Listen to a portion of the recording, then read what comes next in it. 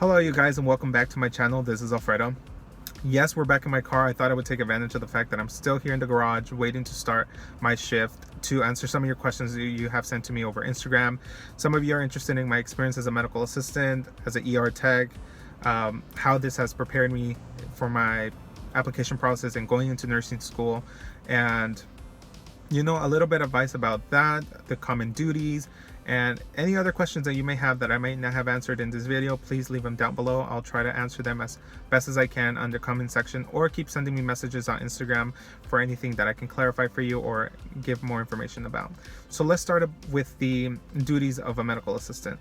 So the duties, it depends on your type of clinic, what you will be in charge of doing. Will it be vitals? Will it be, just cleaning the rooms, taking messages, being a receptionist? It all really depends in where you work in the clinical setting. Now, do they require you to have proper training and a certificate or diploma to work at this place? Will they train you on the job and call you a medical assistant? I mean, honestly, a lot of you are interested in going to medical assisting, just as a career, nurses, PAs, or future doctors. A lot of these schools require you to have some type of volunteer or hands-on work experience in order to apply to their schools, on top of all the prerequisite classes that you need to take. So it all really depends. If you have proper training, if you have a certificate or diploma, your chances of getting a job anywhere are very high. But when you don't have proper training and you have to apply to small clinics, which is not a bad thing, because if you don't have to invest any money to become a medical assistant, and you can gain this experience that you can then, add to your resume when you're applying to a professional school, then great. Why spend any money? But it does limit the places that will hire you. So just do your research, look into the places that you're interested in doing any type of volunteer work or actual clinical experience, and see if it's good enough for you to be trained on the job, or come from a previous job where you were trained on the job and not necessarily have a diploma or certificate. Now, duties that you will have as a medical assistant are taking height, weight, temperature, blood pressure, and pulse. A lot of these necessary vitals that will be necessary for the doctor to, better assess the patient and see what they're here for and what they're needing. Are they hypotensive? Is their blood pressure low? Are they hypertensive? Their blood pressure is high. What is the appropriate measure to take with these patients? We need to wait, because some of the medications that the nurse will be administering is based on the patient's weight. All of these dosages are calculated properly for a patient's appropriate height and weight. So all of these vitals are very necessary and are things that you will do in the clinic. You may have to answer messages, you might have to cover as a receptionist, or do all of it at once. You might have to be the receptionist who also takes vitals, who also rooms the patient, and who also has to maintain everything clean. So keep your expectations open. Know that it depends where you work and the duties and assignments that you particularly will have. And all of these experiences personally has helped me a ton. I went right after high school from being super shy, super nervous about making or having a conversation with a patient, to having my first job and needing to have all of these day-to-day interactions that have helped me become more open to people, being able to establish a conversation, asking them questions, feeling more comfortable. At the beginning, you may feel nervous to ask a question. If the patient asks you, does my blood pressure look normal? You may or may not be comfortable enough to say right away yes or no, because you might not be sure about the ranges. You haven't done this job for a long time, so you may or may not know. In the book it says that 120/80 is a normal blood pressure, but you of course won't always have that book number to, as a reading. What if you get a 110/80? Is that normal? Is that high? And it's okay to say, I'm not sure about that, but that's a great question to ask the doctor, so that at least you reassure the patient that somebody will answer the question. Don't start inventing. Don't start saying yes, even though if you're not sure. It's better to say, let me get somebody who knows to clarify, than start inventing things and getting the person nervous because you told them your blood pressure is high or your blood pressure is low. Everybody has different readings. It really all depends on the patient, so be conscious about that.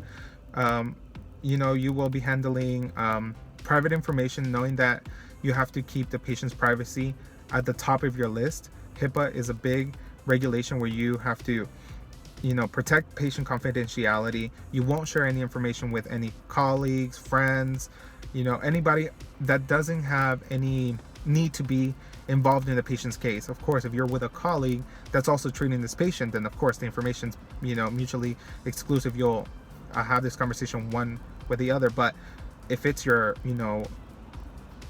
dad's wife, if it's your uncle, your uncle's friend, a friend of a friend, you won't have to go into the chart. You can't go any of the chart. You have to make sure you keep patient confidentiality above all, and be respectful. Treat everybody with respect. You will work with people that sometimes you don't get along with, that people you don't agree with. You don't need to be best friends. You just need to be professional and keep everything strictly work related, and you'll be fine. I think that all of these things have come with time. I've made great friends working with people. I've met so many people that I know have influenced the amount of knowledge I have, how confident I feel, and making these steps gradually to expand my knowledge in the medical field, so that one day when I become a nurse, or I'm in nursing school rather, I'll feel confident already knowing that I have something under my belt, that I have the experience, that I have the knowledge.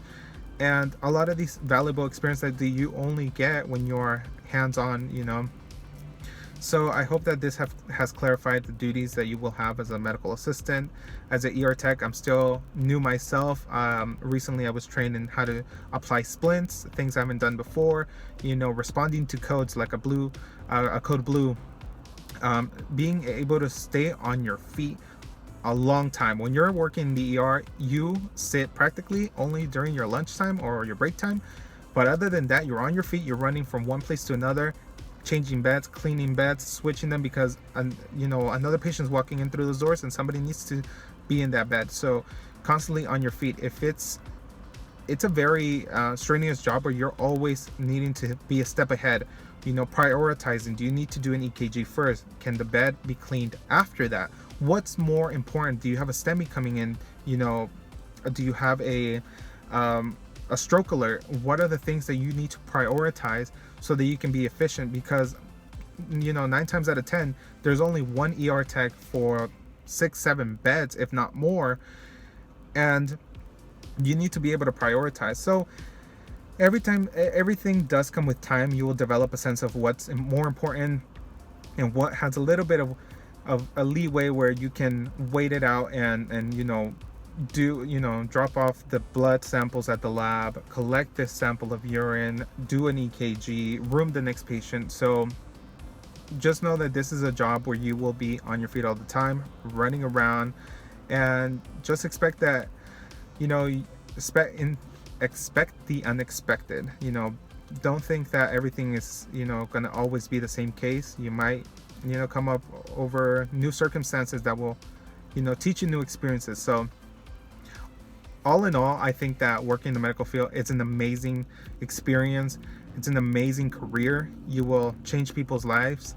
Even if you're not the nurse or the doctor, as a medical assistant or ER tech, you play a vital role in the patient's health.